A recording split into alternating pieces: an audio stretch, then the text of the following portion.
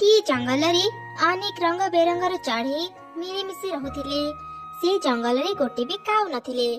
दिने हठात से जंगल को एक काऊ चली आसला आ जोर जोरी का कही चित्कार कला।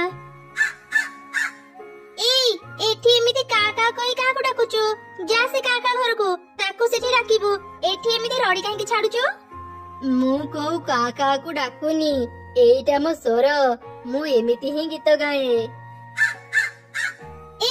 चुप कर, एमिति चित्कार करनी नहले मो कानरु रक्त बाहरिबो। अच्छा कहिलु तू कोठु आसीचु? आगरु तो मु तते जंगल रे देखिनी। मोर सेमिति किछि जागा नाही। मते जोठी भी भलो लागे मु सेठी रही जाए। ओहो लागुची ये आजी मो कान खराब करिक रहइबो। तोर से बेसुरा कंठरे रडी छाडुथा। मु एबे जाउची। एमिति कहि से चढ़ई सेठारु चली गला। रास्ता रे तार आउ किछि चढ़ईक सह देखा हैला। अरे तमे माने जानिचो आम जंगल को एक असुंदर पक्षी चली आसीची। देखिबाकु से जेमिति असुंदरा ता कंठ भी सेमिति बेसुरा। से जेमिति चित्कार करूची सुनिले कानरु रक्त बाहरी पड़िबो। सतरे ना कोन एमिति भी पक्षी दुनिया रे अछंती? चल ना ताको थोड़ी देखि आसीबा। एमिति कथा हे सब चढ़ई काऊ को देखिया पई ता पाखो गले। ए सब दूररु देखि काऊ भाबिला, ए जंगल को आसी मु बहुत भलो काम कली। ए चढ़ई माने एबे मते देखिबाकू आसुचंती। मु जानिथिली तमे माने मते देखिबाकू आसीबो। मु जुआडे भी जाई समस्ते मोरी सुंदर चेहरा आ मो कंठस्वर सुनिबा पई मो पाखकू आसंती। जाऊ तो चेहरा ता ऊपर पुणी बेसुरा कंठ तते देखिबाकू पुणी आमे आसीबो। आमे सुनिलु ए जंगल को नुआ पक्षी आसीची सेति पई तो पाखकू आसीदिलु। सेमानकर एपरी कथा सुनी काऊर मन दुख हेई गला। सब चढ़ी ताकू कहिले, तू एठाको आसी भलो करिचु। एमिति रे भी आम जंगल भारी अपरिष्कार। कालीठू तू आम जंगलर मैला सफा करिबु। कोन हेला मु जंगल सफा करिबी? ना ना मु पारिबिनी। मु सब दिन बुली बुली मीठा मीठा फल खाइबी आ गीत गाइबी। ताते आम कथा मानिबाकू पड़िबो। आ जदी न मानिबो आमे तते जेल रे बंदी करि रखिबु।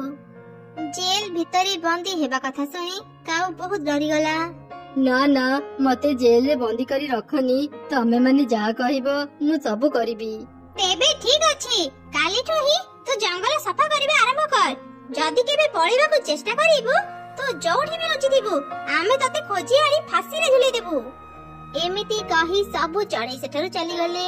ताको कथा सुनी काऊ मन दुखरे निज मुंड पिटुथिला। परदिन सकाळु ही काऊ जंगल रे पड़िथिबा सब मैला को सफा गला। केते आशा करी मु पाख जंगल छाड़ीथिली ए जंगल रे खुशी रे रहिबी बोली। हेले एठी आसी पड़िला मो मुंड रे बाड़ी। एमिति मन दुख करी काऊ प्रतिदिन जंगल सफा करुथिला। दिने से जंगल रे बुलुथिला। हठात से गोटे जादूगर चढ़ी को देखिला। तुमे किए आ तुमे बेकरी एमिति माळ काहेकि पिंदिच? मो हेउची गोटे जादूगर। मो सामने रे कथा कहबाकू समस्ते डरंती। तोर साहस केमिति हैला मो सामना को आसीबा पाई?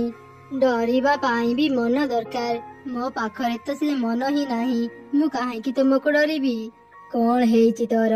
तू एमिति कथा काहेकि कहूचु? मु कला बोली सबु चढ़ई मते घृणा करंती आ जंगलर सबु मैला सफा करंती। एमिति काऊ कांदी कांदी से जादूगर चढ़ई को सब घटना कहिला।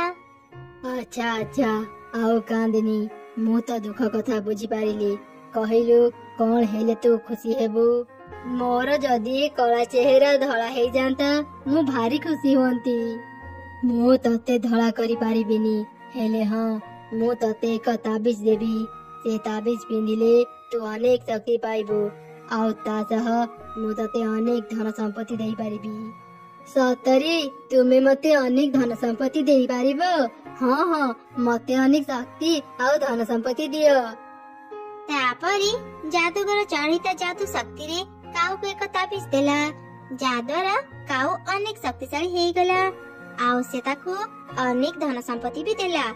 एते सारा धन संपत्ति देखी काऊ अनेक खुशी हेई गला। आउ जादूगर चढ़ई को धन्यवाद जणाई से सब धन संपत्ति धरे निज घर को फेरी आसिला। परदिन सकाळे काऊ जंगलर मैला परिष्कार न करी ତା ଘରେ ଆରାମରେ ଶୋଇଥିଲା। ସମସ୍ତେ ମଇଳା ପକେଇ ପକେଇ ଜଙ୍ଗଲକୁ ଅପରିଷ୍କାର କରିସାରିଲେଣି। ଏ କାଉ ଏଯାଏଁ ଜଙ୍ଗଲ ସଫା କରିବାକୁ କାହିଁକି ଆସିଲାନି? ମୁଁ ଯାଇ ଦେଖେ। ଆରେ କାଉ, ତୁ ଏଯାଏଁ ମଇଳା ପରିଷ୍କାର ନ କରି ଘରେ ରହି ଆରାମ କରୁଛୁ? ଏଯାଏଁ କାମ କରିବାକୁ ଯାଇନୁ କଣ ପାଇଁ? ଆଚ୍ଛା, ତୋ ଘରେ ଏତେ ଧନ ସମ୍ପତ୍ତି କୋଉଠୁ ଆସିଲା? ତୁ କାହା ପାଖରୁ ଚୋରି କରିନୁ ତ? ନା, ମୁଁ ଏ ଧନ ସମ୍ପତ୍ତି ଚୋରି କରିନି। ଏ ସବୁ ଧନ ସମ୍ପତ୍ତି ମୁଁ ପାଇଛି। ଏ ସବୁ ମୋର। ଆଜିଠୁ ମୁଁ ତମ ମାନଙ୍କ ରାଜା। ତମେ ମାନେ ସମ୍ମାନ ଦେଇ ଏବେ ମୋ ସହ କଥା ହୁଅ। ତୋ ଭଳି ଏକ କଳା କାଉକୁ ଆମେ କେବେ ବି ରାଜା ମାନିବୁନି। ଯଦି ରାଜା ନ ମାନିବ, ମରିବାକୁ ପ୍ରସ୍ତୁତ ହେଇଯାଅ। ଏବେ ମୋ ପାଖରେ ଏତେ ଶକ୍ତି ଅଛି ଯେ ମୁଁ ତମ ସମସ୍ତଙ୍କୁ ମାରିପାରିବି, ଆଉ ମୋ ଧନ ସମ୍ପତ୍ତି ଦେଇ ତମ ମାନଙ୍କୁ କିଣି ପାରିବି। କାଉର କଥା ଶୁଣି ଆଉ ତାର ଏପରି ଭୟଙ୍କର ରୂପ ଦେଖି ସବୁ ଚଢ଼େଇ ଖୁବ୍ ଡରିଗଲେ। ସେମାନେ କାଉକୁ କଣ କହିବେ ବୁଝିପାରିଲେନି। ଆଚ୍ଛା ଆଚ୍ଛା, ଠିକ ଅଛି, ଆଉ ରାଗନ୍ତୁନି। କୁହନ୍ତୁ, ଆମେ କଣ କଲେ ଆପଣ ଖୁସି ହେବେ? ଏତେ ଦିନ ଧରି ମୁଁ ଯୋଉ ଜଙ୍ଗଲ ପରିଷ୍କାର କରୁଥିଲି, ଆଜିଠୁ ତମେ ମାନେ ସେ ଜଙ୍ଗଲ ପରିଷ୍କାର କରିବ। ଯଦି କାମରେ ଅବହେଳା କରିବ, ସେଦିନ ତମ ମାନଙ୍କର ଶେଷ ଦିନ ହେବ। ମୁଁ ତମ ମାନଙ୍କର କାମ ଦେଖି ତମ ମାନଙ୍କୁ ଖାଇବା ଦେବି। ଏବେ ଯାଅ ଏଠୁ। କାଉର ଏପରି କଥା ଶୁଣି ଭୟରେ ସବୁ ଚଢ଼େଇ ସେଠାରୁ ଚାଲିଗଲେ। ପ୍ରତିଦିନ ସେମାନେ ଜଙ୍ଗଲ ସଫା କରୁଥିଲେ। କାଉ ସେମାନଙ୍କୁ କେବଳ ଥରେ ହିଁ ଖାଇବା ଦେଉଥିଲା, ଯାହା ଫଳରେ କାମ କରିବା ସମୟରେ କିଛି ଚଢ଼େଇ ଅସୁସ୍ଥ ହେଇଯାଉଥିଲେ। ହେଲେ କାଉ ତାଙ୍କ ଉପରେ ଦୟା ନ କରି ତାଙ୍କୁ ଅନେକ ମାରୁଥିଲା। କାଉର ଅତ୍ୟାଚାର ସହି ନ ପାରି ବହୁ ଚଢ଼େଇ ମରି ଯାଉଥିଲେ। ଏ ଦୁଷ୍ଟ କାଉର ଅତ୍ୟାଚାର ଆଉ ସହି ପାରିବାନି। ଏମିତି ଯଦି ଚାଲିବ, ଏ କାଉ ଦିନେ ଦିନେ ଆମ ସମସ୍ତଙ୍କୁ ମାରିଦେବ। ଚାଲ ଆମେ ସମସ୍ତେ ଆଜି ହିଁ ଆମ ଜଙ୍ଗଲ ରାଜାଙ୍କ ପାଖକୁ ଯିବା, ଆଉ ତାଙ୍କୁ କାଉ ବିଷୟରେ ସବୁ କଥା କହିବା। ହଁ ଚଢ଼େଇ, ତୁ ଠିକ କହିଛୁ। ଚାଲ ଚାଲ, ଆମେ ସମସ୍ତେ ରାଜାଙ୍କ ପାଖକୁ ଯିବା। ଏମିତି କଥା ହେଇ ସବୁ ଚଢ଼େଇ ରାଜାଙ୍କ ପାଖକୁ ଯିବା ପାଇଁ ବାହାରିଲେ। ରାସ୍ତାରେ ସେଇ ଯାଦୁଗର ସହ ତାଙ୍କର ଦେଖା ହେଲା। କଣ ହେଲା?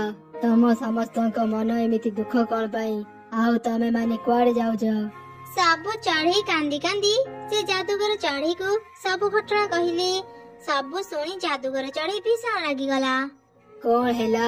ସେ ଦୁଷ୍ଟ କାଉ ମୋ ପାଖରୁ ଶକ୍ତି ପାଇ ଏତେ ଅହଙ୍କାରୀ ପାଲଟି ଯାଇଛି। ଚଢ଼େଇ ମାନଙ୍କୁ ମାରି ସେ ଠିକ କଲା ନାହିଁ। ମୁଁ ଏବେ ତାକୁ ଅଭିଶାପ ଦେଉଛି। ଯୋଉ ଧନ ସମ୍ପତ୍ତି ପାଇଁ ସେ ଶକ୍ତିଶାଳୀ ହେଇଛି, ସେଇ ଧନ ସମ୍ପତ୍ତି ପାଇଁ ତାର ମୃତ୍ୟୁ ହେବ। ଯାଦୁଗର ଚଢ଼େଇର କଥା ସରୁ ସରୁ ହିଁ କାଉ ବେକରେ ପିନ୍ଧିଥିବା ତାବିଜ ସାପ ହେଇ କାଉକୁ କାମୁଡ଼ିଲା। ସଙ୍ଗେ ସଙ୍ଗେ ହିଁ କାଉର ମୃତ୍ୟୁ ହେଲା। ଏମିତି ସବୁ ଚଢ଼େଇ ସେ ଅତ୍ୟାଚାରୀ କାଉ ପାଖରୁ ମୁକ୍ତ ହେଇ ଖୁସିରେ ରହିଲେ।